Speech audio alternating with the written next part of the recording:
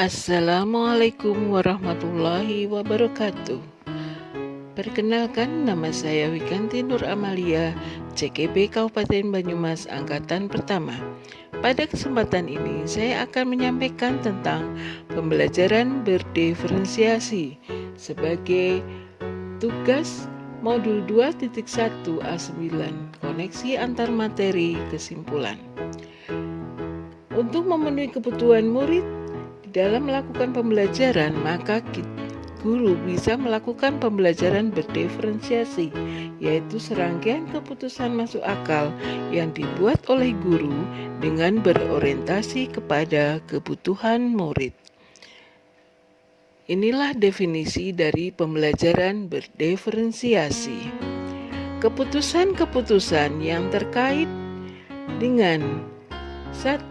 Bagaimana mereka menciptakan lingkungan belajar yang mengundang murid untuk belajar dan bekerja keras untuk mencapai tujuan belajar yang tinggi. 2. Kurikulum yang memiliki tujuan pembelajaran yang didefinisikan secara jelas. 3. Penilaian berkelanjutan. 4. Bagaimana guru menanggapi atau merespon kebutuhan belajar muridnya. 5. Manajemen kelas yang efektif. Bagaimana pembelajaran berdiferensiasi dapat memenuhi kebutuhan belajar murid?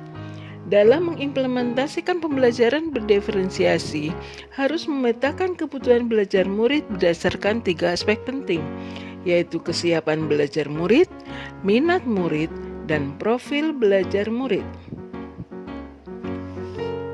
Tujuan pembelajaran berdiferensiasi bagi setiap murid adalah pertumbuhan maksimum dari posisi belajar mereka pada saat ini. Sedangkan tujuan untuk guru adalah semakin memahami tentang posisi belajar tersebut sehingga pembelajaran sesuai dengan kebutuhan murid. Apa tujuan penerapan 3 aspek penting ini di dalam pembelajaran berdiferensiasi?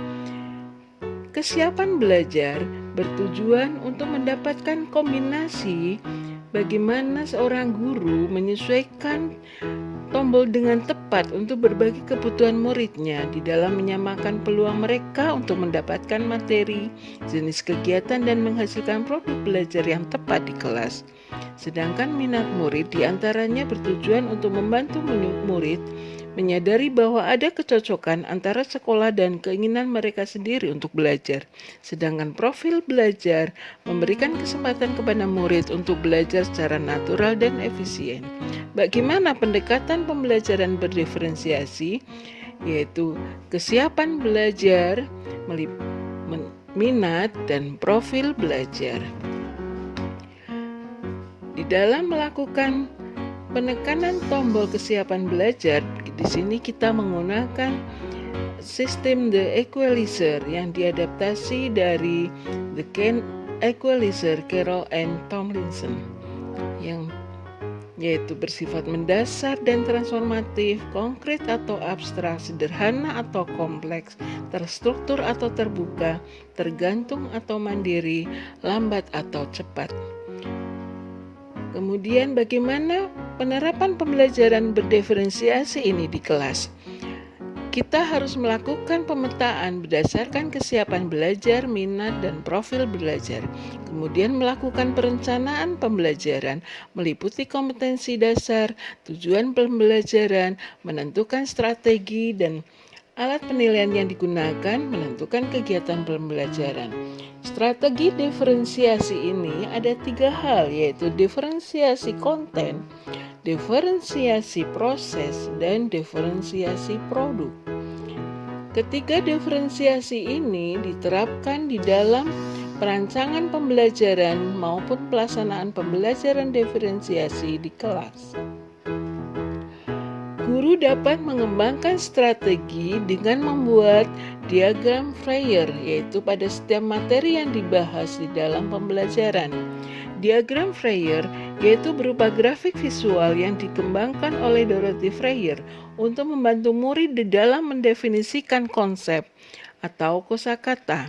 Diagram ini dibagi menjadi 4 bagian, yaitu definisi, karakteristik, contoh, dan bukan contoh. Kaitan antara materi modul 2.1 dengan modul sebelumnya. Di dalam modul 1.1 berkaitan dengan pemikiran Ki Hajar Dewantoro, pendidikan berpusat pada murid dengan memperhatikan kodrat alam dan kodrat zamannya. Sehingga kodrat murid ini terkait dengan 3 aspek penting, yaitu kesiapan belajar, minat murid, dan profil gaya belajar. Diferensiasi tidak berarti bahwa guru harus memenuhi kebutuhan semua individu setiap saat atau setiap waktu. Namun guru diharapkan dapat menggunakan berbagai pendekatan belajar sehingga sebagian murid menemukan pembelajaran yang sesuai dengan kebutuhan mereka. Ketika guru melakukan pembelajaran berdiferensiasi, mereka menjauh dari melihat diri mereka sendiri sebagai pemilik dan penyebar pengetahuan dan bergerak ke arah melihat diri mereka sendiri sebagai penyelenggara kesempatan belajar, sehingga guru akan lebih fokus pada membaca murid mereka. Cukup sekian, terima kasih. Salam guru penggerak. Guru bergerak Indonesia maju.